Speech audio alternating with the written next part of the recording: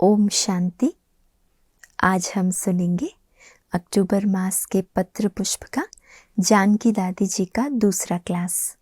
पहला क्लास हमने दादी जी का सुना था, जिसमें दादी ने बताया था अपनी बुद्धि को बाप के आगे समर्पित कर दो तो जो भी साधारणता है वो खत्म हो जाएगी और बुद्धि में दिव्यता आ जाएगी। और आज जानकी दादी जी का दूसरा क्लास है और टॉपिक है सच्ची दिल वाले ही बाबा के दिल तख्त पर बैठते हैं, बुद्धि का भटकना बंद हो जाता है। सच्ची दिल वाले ही बाबा के दिल तख्त पर बैठते हैं और बुद्धि का भटकना बंद हो जाता है। तो दादी जी इसमें सुना रहे हैं, बाबा कहते हैं बच्चे बुद्धि को समर्पण करो। बुद्धि समर्पण हुई तो स्वच्छ बनी। समर्पणता से स्वच्छता आएगी। आज फिर बाबा ने कहा है बाप को प्यार से याद करो। माया कहती है मेरे को याद करो। बाबा के बच्चे बनने के बाद थोड़ा माया ज्यादा ही हमारे ऊपर अटेंशन देती है। माया भी कहती है मेरे को प्यार करो। माया अपनी तरफ खींचती है, बाबा अपनी तरफ खींचता है। हमारी बातें बहुत शॉर्ट और सिंपल है। एक तरफ बाबा कह रहा है, फिर माया भी पूरा जोर लगाती है। वो कहती है मैं भी तो तुम्हारी पुरानी साथी हूँ, मुझे भी प्यार करो, याद करो। भक्ति मार्ग में तो बहुत बातें हैं, अर्थ कुछ भी नहीं है। बाबा यथार्थ बातें समझाते हैं। जिसने अपने ऊपर मेहनत करके आत्मा को स्वच्छ बनाया है, थोड़ी मेहनत की है तो सफलता सदा साथ देती है। अगर हम ज्ञान में कोई भी पुरुषार्थ की बात पर दिल से मेहनत करते हैं, उस पर अटेंशन देते हैं, तो बाबा कहते सफलता अवश्य होती ही है।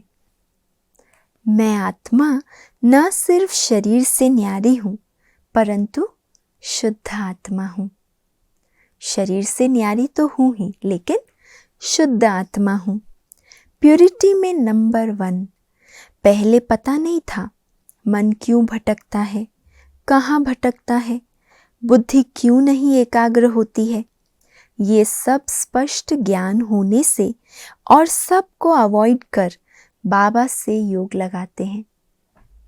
जब ये पता चल गया कि अब मुझे अपने मन बुद्धि को कहाँ स्थिर करना है, मुझे किसे याद करना है और व्यर्थ से बुद्धि को कैसे मुक्त करना है, तो आपे ही और सब तरफ से बुद्धि को हम निकाल पाते हैं और बाबा को याद कर पाते हैं। ज्ञान दाता जैसे ज्ञान दे रहा है तो मन शांत हो जाता है, बुद्धि ठिकाने पर आ जाती है। देने वाले दाता की शक्ति महसूस होती है।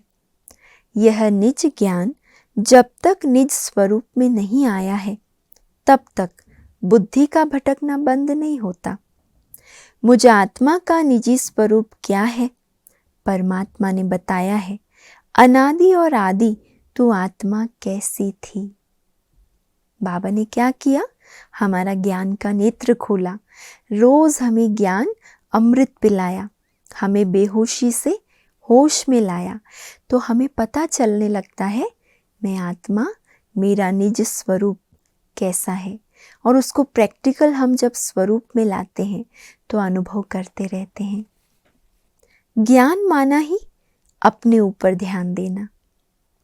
गीता ज्ञान के 18 अध्याय के 18 शब्द मुझे याद है। नष्टो मोहा स्मृति स्वरूप। पहला शब्द हे अर्जुन, धर्म क्षेत्रे कर्म क्षेत्रे। ये पांडव है, ये कौरव है, तुम अपने को देखो। भगवान आत्मा को आदि स्मृति दिलाते हैं कि तुम कौरव हो या पांडव हो। पांडवों को निश्चय है प्रभु तू है तो सब कुछ है। धुन लगाई है प्रभु तू है तो सब कुछ है। कौरवों के संस्कार खत्म हो जाते हैं। जब तक आत्मा के कौरव संस्कार नहीं खत्म हुए, तब तक पांडव नहीं कहला सकते। कौरव माना पैसा और पोजीशन। महाभारत में क्या दिखाते हैं? कौरवों को धन का, शक्ति का कितना अभिमान, कितना नशा था। पांडव भल थोड़े हैं, परंतु हर एक की विशेषता अपनी है। तो अपने से पूछें, मैं कौन? इस संगठन में आते अपने आप को देखते भाग्यवान है जो ऐसे संगठन में हाजिर होने का भी भाग्य मिला। ऐसे संगठन से अनेक प्रकार की बातें जानने, सीखने और अनुभव करने में सहज कर देती है। सीखने की भावना पैदा करती है। नहीं तो फुर्सत नहीं है अपने को बैठकर देखने की। मेरे को अपने लिए क्या करने का है? सेवा के प्लान तो अच्छे बनते हैं, सेवा तो हुई पड़ी है, इतना निश्चय है, हुआ ही पड़ा है। बाकी मुझे क्या करना है? बाबा के दिल तख्त पर बैठना है। जब तक बाबा के दिल तख्त पर नहीं बैठे हैं, तब तक विश्व का राज्य नहीं मिल सकता है। तो अपने आप को देखें कि मैं बाबा के दिल तख्त पर हूँ। बाबा के दिल में मैं समाई हूँ। बाबा ने मुझे आत्मा को अपने दिल में समाया है। मेरे दिल में बाबा है। दिल तख्त पर वही बैठ सकते हैं जिनकी दिल सच्ची है। सच्चे दिल से साहब राजी। कर्म में, संबंध में सच्चाई है। सच्चे दिल वाले बाबा को बहुत प्रिय है। इसलिए शुरू में ही दादी ने कहा ना, जहाँ समर्पणता है वहाँ स्वच्छता है, और जहाँ स्वच्छता है वहीं सत्यता है। सच्चे दिल में परसेंटेज नहीं होती। 100% प्यार है, लेकिन 100% मेरे पास सच्चाई है। प्यार तो है, लेकिन सत्यता भी उतनी है।